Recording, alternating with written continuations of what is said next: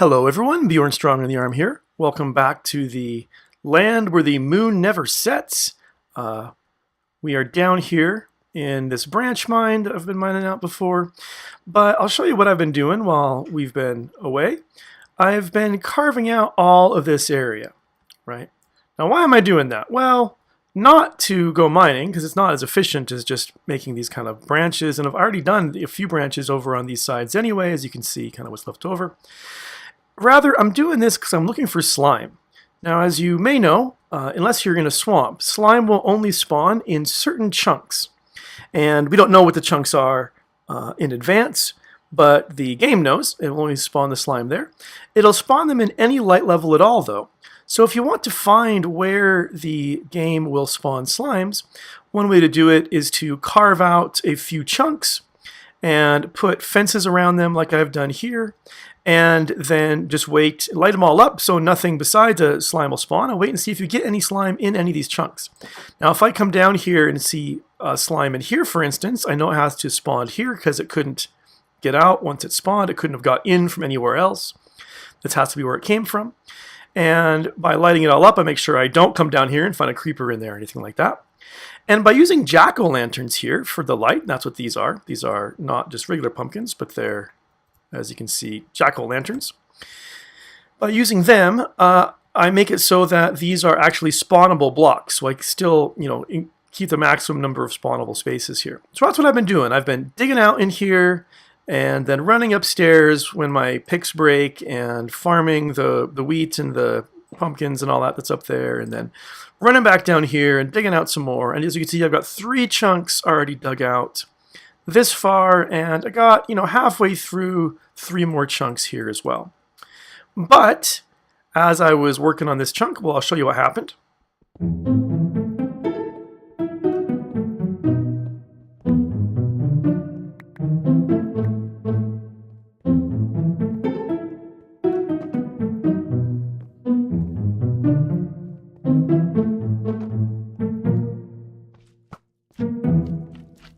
So yeah, we found ourselves a slime chunk, this one down here at the back. So that means we can go ahead and turn this into a slime farm.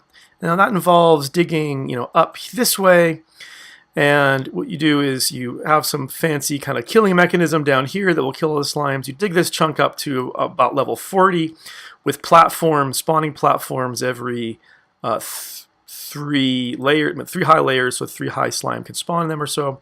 And you let them, when they spawn, they hop around, they fall down here and then get sucked in and killed, however you're going to kill them. So we'll do that here in the not too distant future. And it also means that we can go ahead and recover all of these jack-o'-lanterns. And in fact, we're going to put this back on.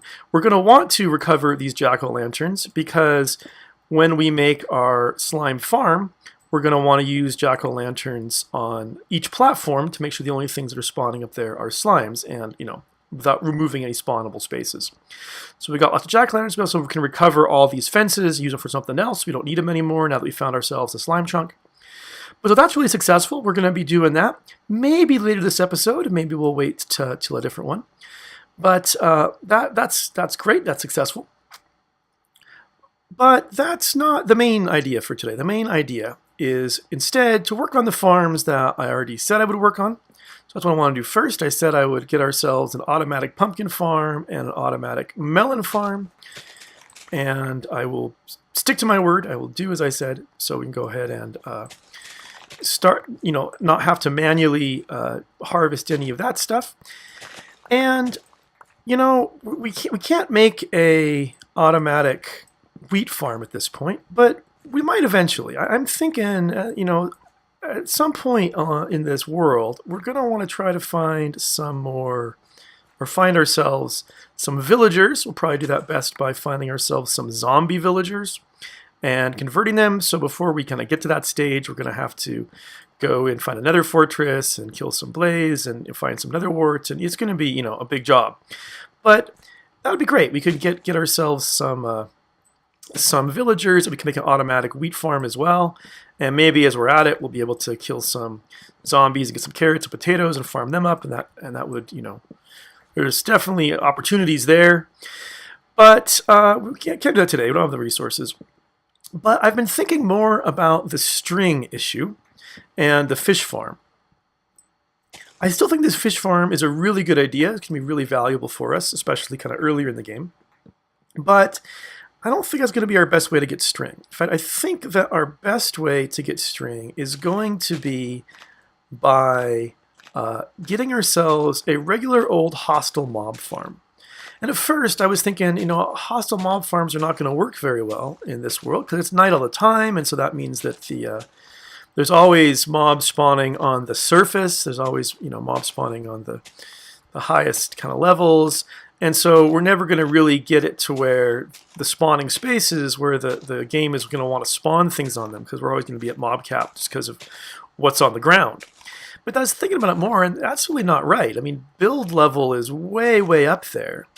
And it's, what, 126 blocks? That's the radius? So it's like a radius that is around, you know, the player. And the mobs that are spawning in the mob cap that determines how many mobs you can have and all that, that's all determined by what's in that radius. So I think we could build a mob farm and build it, you know, out maybe over the plains or over something that's reasonably low, so the floor is reasonably low, and put it up quite a ways, like way up high, and then put ourselves, give ourselves a kind of AFK spot above that, kind of near the build limit. So if we do that, we should be high enough that the only things that will be inside our spawnable radius will be the mob farm that is below us. And I'm thinking that's the way I want to go. So that will get us string, and it will get us bone meal, and bone meal will be fantastic because you can farm trees without just having to wait for them to grow. We can, you know, come and bone meal them and speed it up. It gives us a few other things. It'll give us the spider eyes. Actually, no. Sorry. It'll give us the spider eyes from the spiders, but there'll be witches in there, and we'll get spider eyes from them, and we can get bottles from them, and even some glowstone from them. We'll get it from the nether now. Same with the redstone. You can harvest that, but you know, get some good stuff from the witches. I'm trying to think. We get some gunpowder, which I think is not that valuable because without, you know, sand making a TNT, there's not a whole lot to do with gunpowder.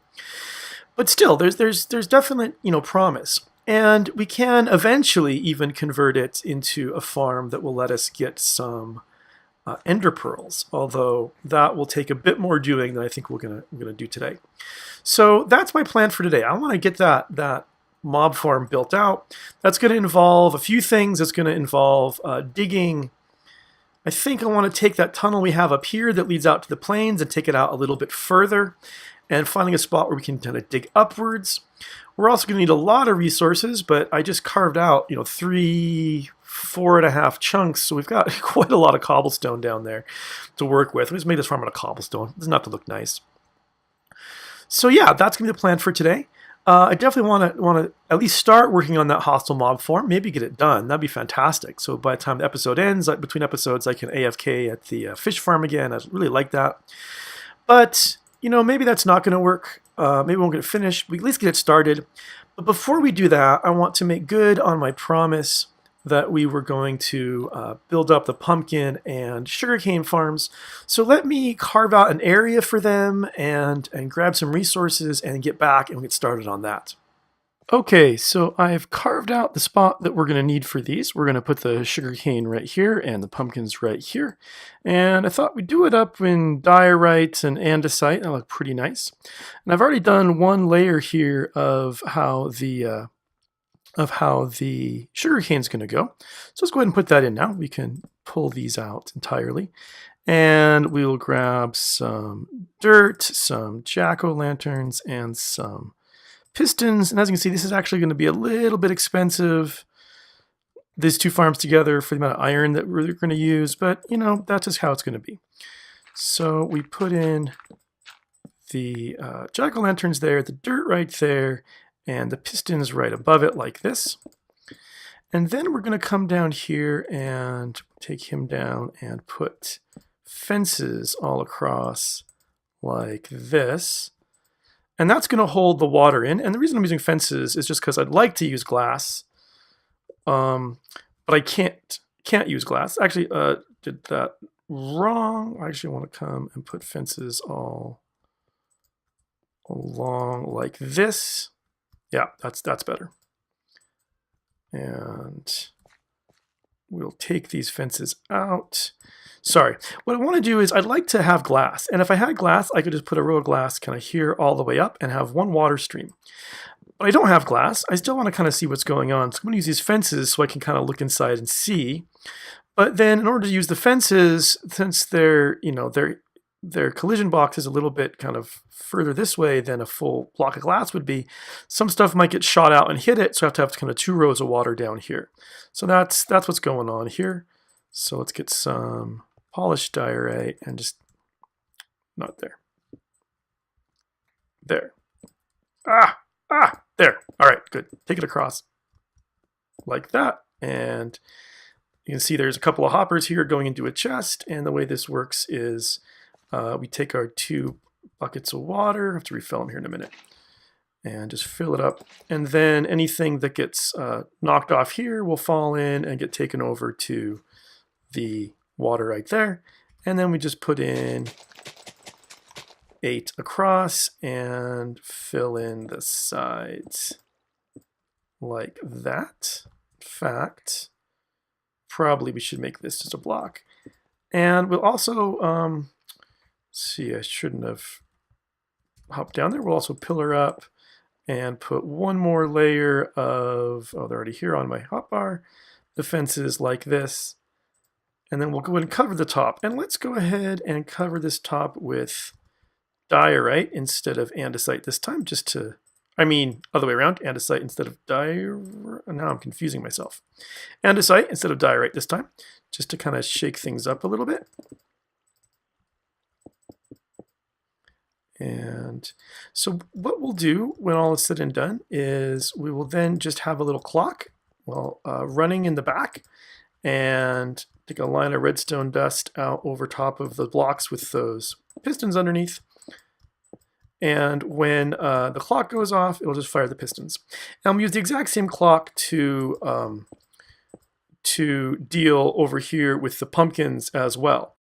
Now over here at the pumpkins, I've set up one slice of how this is going to work. And as you can see, I've got 3, one of the slice has 3 dirt blocks right here with the pumpkin right in the middle, and jack-o'-lantern above it to give it some light. And I'm going to put water all back here, so we'll get some dirt like that, and we'll just go ahead and, you know, do this kind of number all the way through. This doesn't have to be running because it's not going to be picking anything up. It's just, you know, just water. So that'll keep this nice and muddy, and we'll have, you know, because there's 2 blocks on either side, that's going to make this more efficient because there's more places for the stem to put a pumpkin like we were doing over there.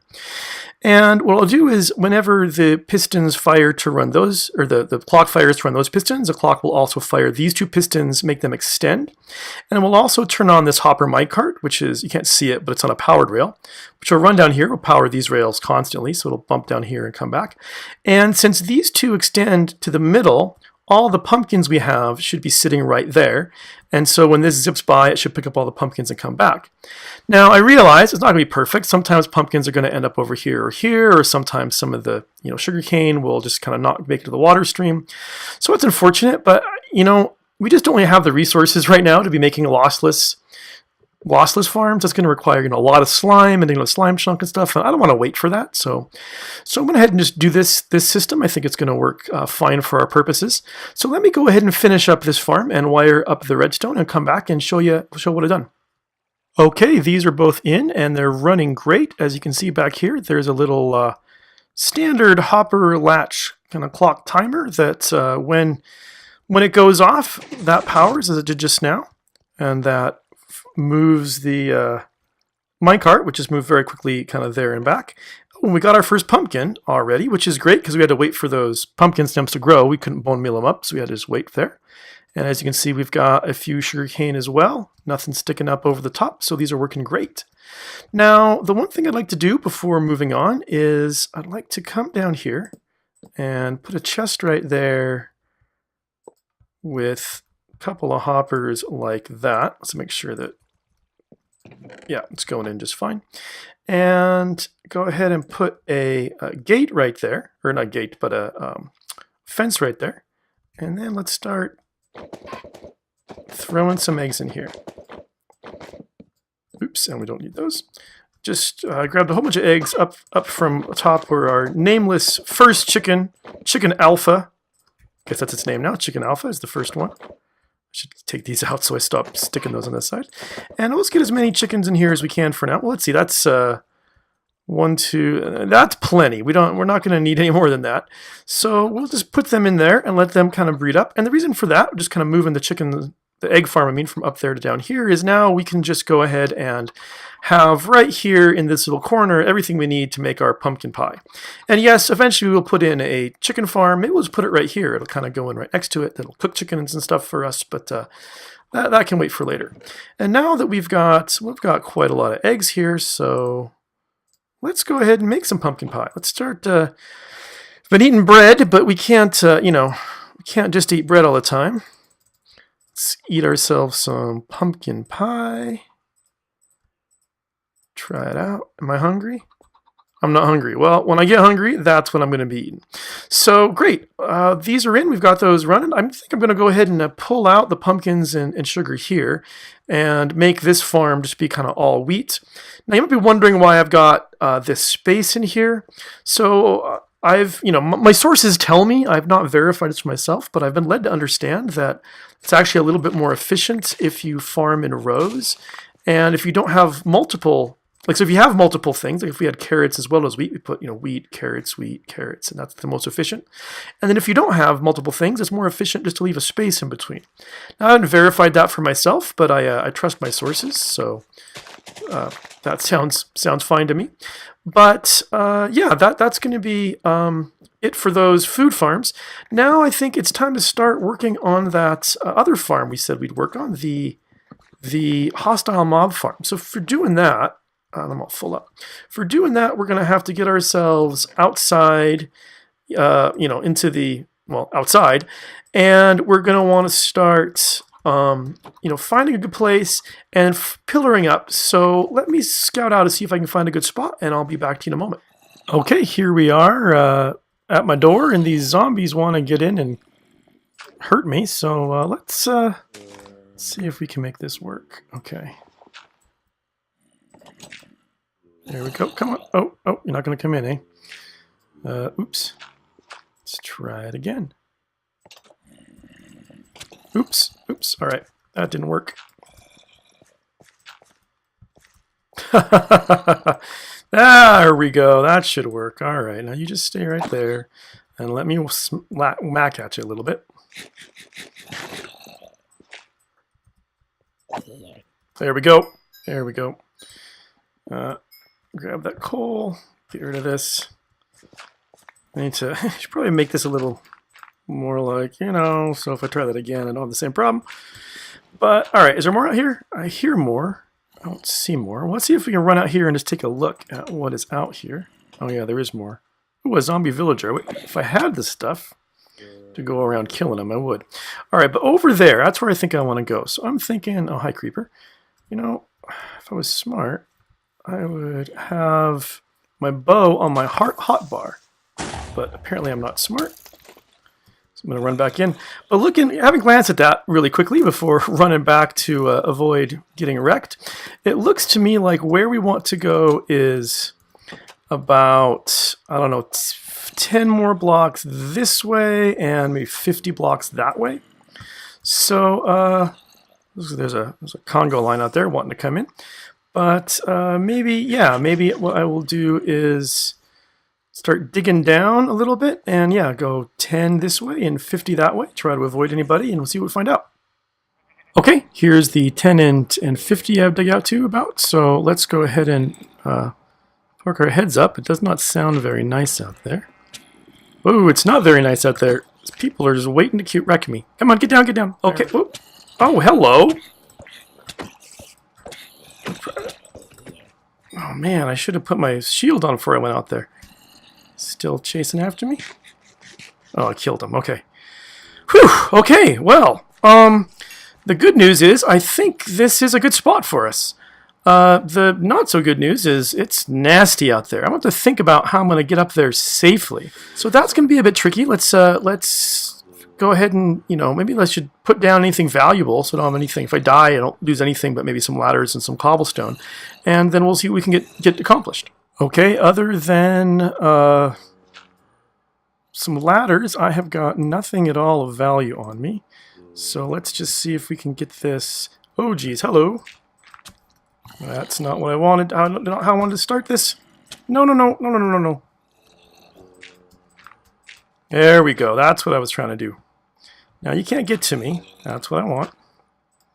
As long as no skeletons come and shoot me, I should be all right. All right, that was not my favorite, but I got an axe here. Come on. Just need you guys to die so I can get the rest of this pillar up.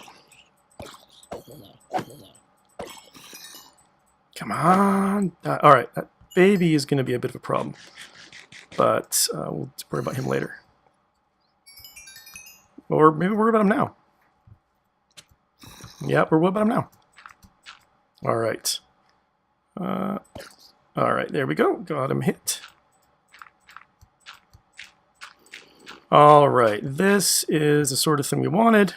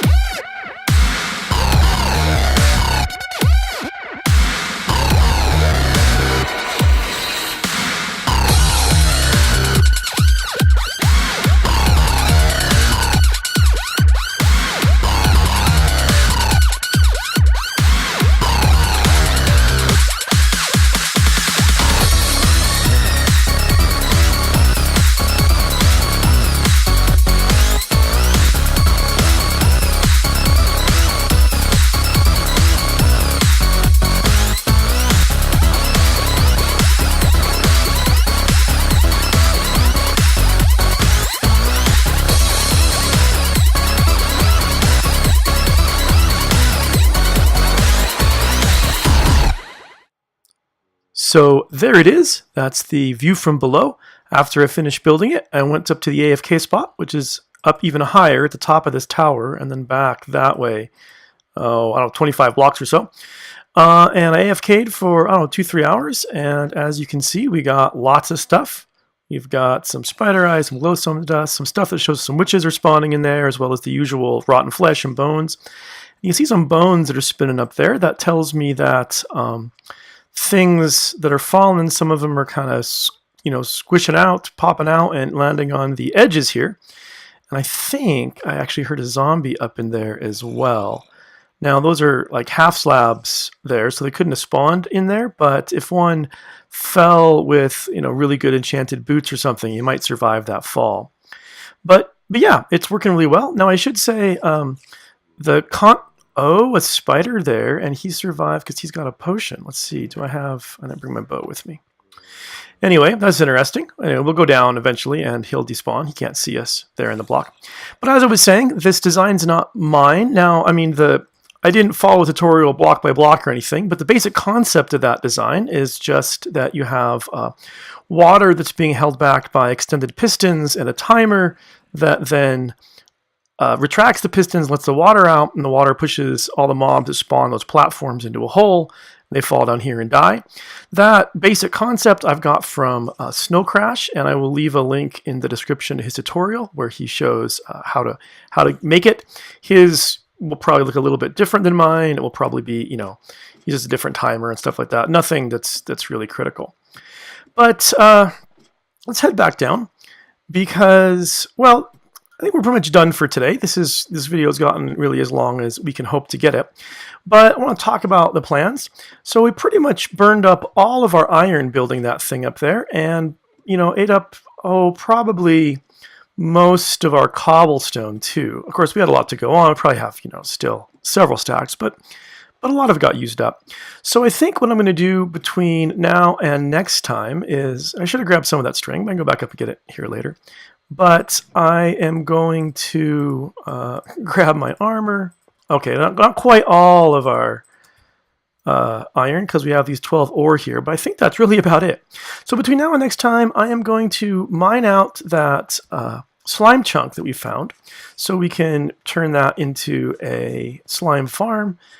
And I should say, I don't think the rates on that slime farm are going to be very good because it's going to be always competing with the mobs up on the surface. We can't build a slime farm way up high that we built our regular hostile mob farm, but we'll build that out anyway. And do some AFK at the fish farm again, because I do think that even though we're not getting, the fish and maybe some of the junk we had hoped, really valuable stuff can come up there, really valuable books, really valuable things like that. So that's what I'm going to be doing. Hopefully we'll find some iron as I mine out that chunk. Maybe we'll find definitely a lot of cobblestone. And we'll have to think about what we want to do when we come back, how we're going to progress on our challenge. And so we'll see what happens next. But I feel really good about today. I feel like we got an awful lot done, and I'm really happy with what we accomplished. We've got lots of farms in, and they're working really nice. So once again, as always, thanks so much for joining me here in the land of the harsh mistress, the land of the eternal night. And I look forward to seeing you again soon. Hope you had a good time. I sure did. If you did, leave a like. If you want to see it again, be sure to subscribe, and I will see you next time.